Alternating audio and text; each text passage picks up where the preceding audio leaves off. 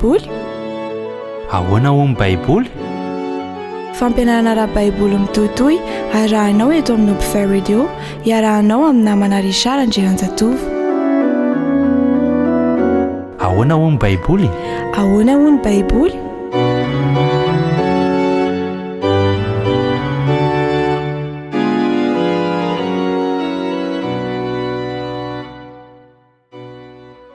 Raisiko fifaliana trany ny miano aminao amin'ny tia lala ny onja-peo malalantsika ty.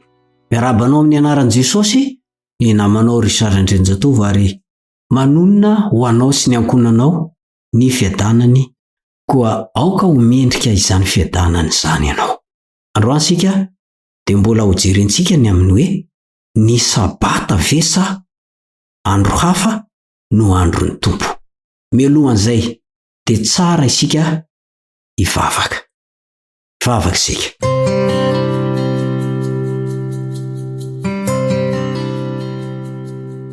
Ry raina izay ny an-danitro, misaotra fa nomenao anay ny fotoana, tombonandro, nahafahanay miona, andinika sy hamakafaka izay voalazan'ny teninao. Amin'irao fo izay hiantrao ary okanao hamahafantsy fombiazanay rehetra. Meo anay ny fanahinao masina mba hampazava sainanay ary hanositra molotro ka tsy teny afa-tsy izay voalazanao. Amin'ny anaran'i Jesosy no angatan'izany. Amen.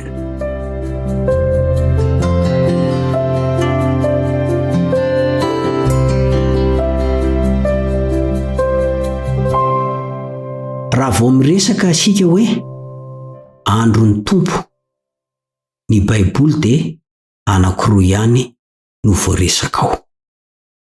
Ny voalohany amin'izany dia andro anankiray ao anatin'ny herinandro atokana ho an'Andriamanitra manontolo.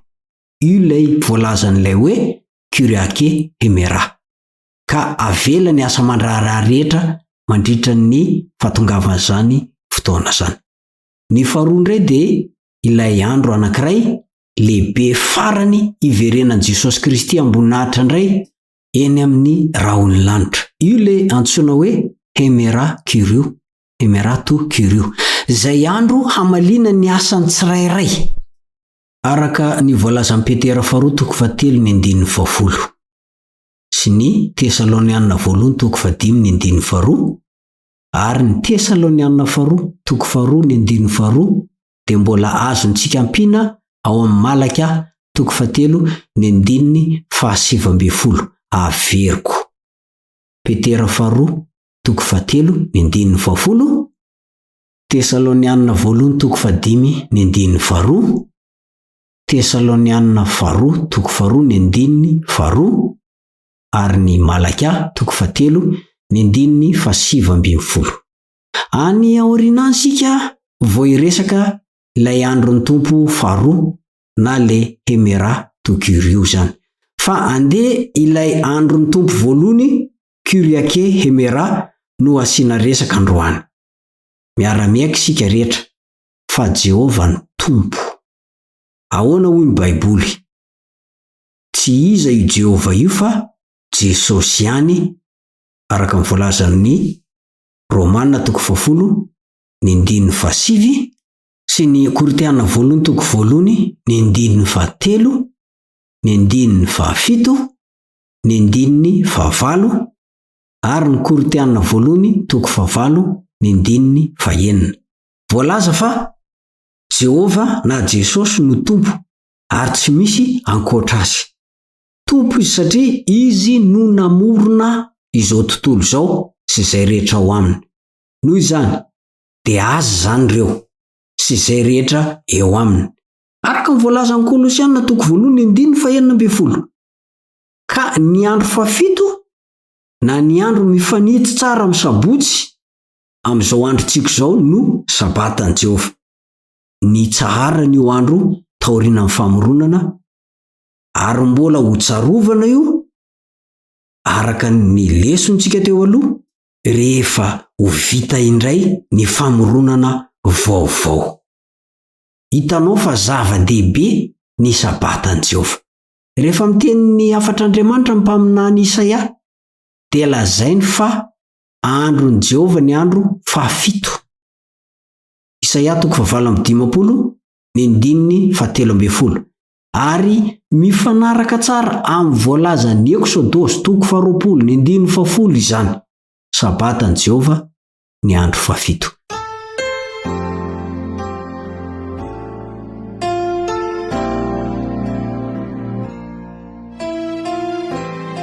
Inona zany no andron'i Jehova Tompo? Voalaza fa voatsindry ny fanahy tamin'ny andron'ny Tompo Jaona. Apokalipsy 1:10 no ahitana an'izay. Ahoana ny amin'io lazaina fa andron'ny Tompo io? Betsaka no milaza fa alahady izany andro zany. Tsy misy na dia iray aza ao anaty Baiboly manontolo lazaina fa andron'ny Tompo ao amin'ireo andro 7 ao anatin'ny herinandro ireo afa-tsy ny sabata na ny sabotsy irery ihany. Dia ny andro fahafito zany. Eksôdosy 20:10. Mba sainy kely anie. Satria ny andro alahady no andro voalohany amin'ny herinandro nitsanganan'i Jesosy tamin'ny maty, araka ny voalazan'ny Marka 2:7. Izay andro aorianan'ny sabata na sabotsy. Matthieu 20:20. Dia ataovy anie ny fanisana fa hianjera sabotsy ny fahafito raha mahay manisa tsara ny mpanisa. Maro koa ny milaza fa ilay andron'ny Tompo izay amalinan'ny olona araka ny Tesalonianina 1:5 sy ny Tesalonianina 2:2 ary ny Petera 2:7 sy ny Malakia 2:7 io andro io fa tsy sabata zany. Zay zany lazain'ny olona hoe tsy sabata io fa ilay andro amalina ny olona rehetra araka ny asany. Amin'ireo andininy tany saina eo ambon'ireo anefa ny Baiboly dia tsy milaza an'ilay hoe Hemera to Kirio ilay andro amalina fa ny Kiriake Hemera. Andro iray arabaky tena ao anatin'ny herinandro.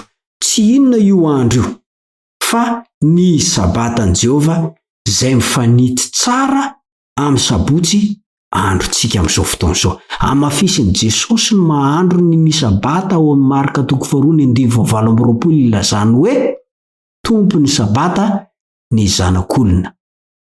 Nanaja n'io andro io fatratra ny mpianatra na dia taty aorianany nahafatesan'i Jesosy aza. Tsy latsa-danja an'izany koa ny lazain'ny bokin'ny Asan'ny Apôstôly satria be dia be ireo andiny milaza ao amin'Io Testamenta vaovao io fa nanaraka ny ohatra napetraka Jesosy ireo mpianatra na dia efa tsy tia intsony aza Jesosy Kristy. Azonao hamarinina zany ao amin'ny bokin'ny Asan'ny Apôstôly 13:, 14:, 17 ary mbola misy koa ao amin'ny 19.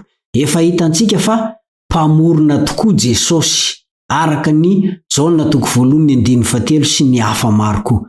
Isan'ny tsara indrindra noforoniny ny sabatan'i Jehova. Mbola isy ametraka fanontaniana ihany ve fa andro inona na andro fahafiry amin'ny herinandro moa sabata araka ny didy?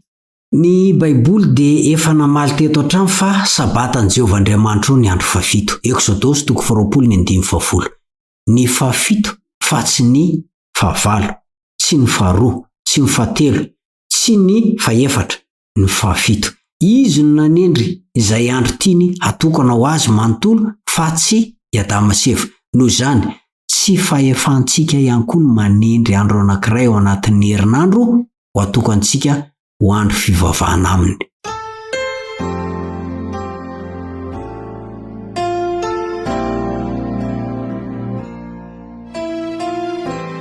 Izy mihitsy no nanendry dia nanome ohatra tamin'ny tsara ny tao Edena sy tany Nazareta izay narahany mpianatra taty aoriana na dia efa tsy teto intsony aza Jesosy.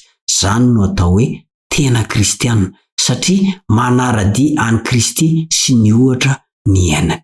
Tsarovy ihany koa fa tsy lana-porofo izao fa ny sabatan'ny testamenta taloha ihany no sabatan'ny testamenta vaovao antsoina hoe andron'ny Tompo, ary tsy misy mihitsy teny na dia anankiray aza ao amin'ny testamenta vaovao nandrava ny sabatan'ny andro fahafito izay andron'ny Tompo ka nanovy izany ho amin'ny andro alady, andro voalohany amin'ny herinandro. Ilay andro natokan'ireo pretra jentilisa nivavaka tamin'ny masoandro teny amin'ny tendrombohitra rehefa hijangajanga izy.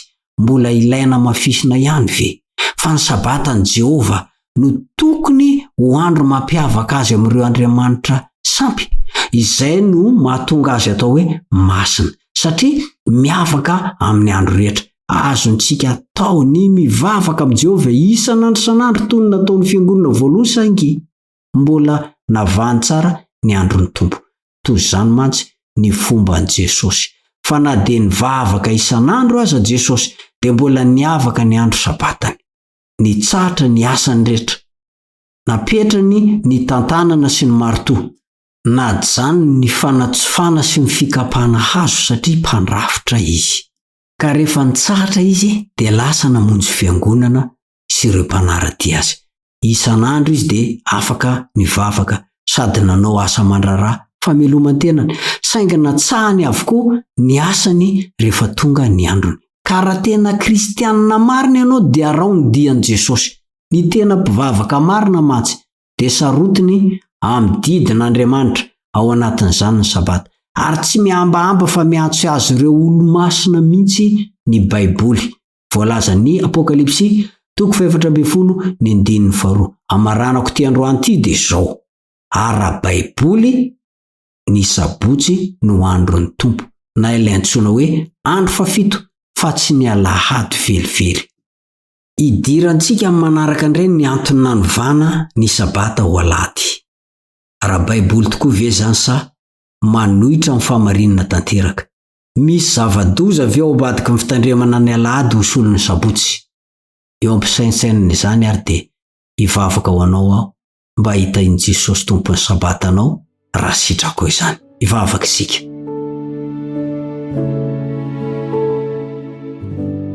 Sotra ry rainay izay ny an-danitra, rainay amin'ny alalan'i Jesosy Kristy ianao, anao tokoa ny andro sabata dia ilay sabotsy mifanitsy amin'ny sabatanao izany.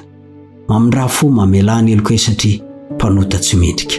Sarotra be nefa miala amin'ny mahazatra. Noho izany ampio tanterao aminay ny fahasoavanao ary ny fananao masina no hanomeanay hery hoentinay manatanteraka. Amin'ny anaran'i Jesosy no angatana izany.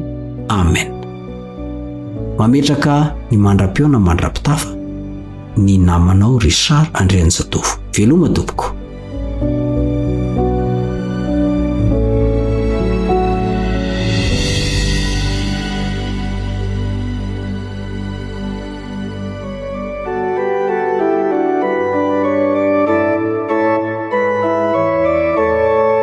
Ahoana hono Baiboly? Ahoana hono Baiboly? Fampianarana ara-Baiboly mitohitohy arahanao eto amin'ny Open Radio, iarahanao amin'ny namana Richard Andrianjatovo. Ahoana hono Baiboly? Ahoana hono Baiboly?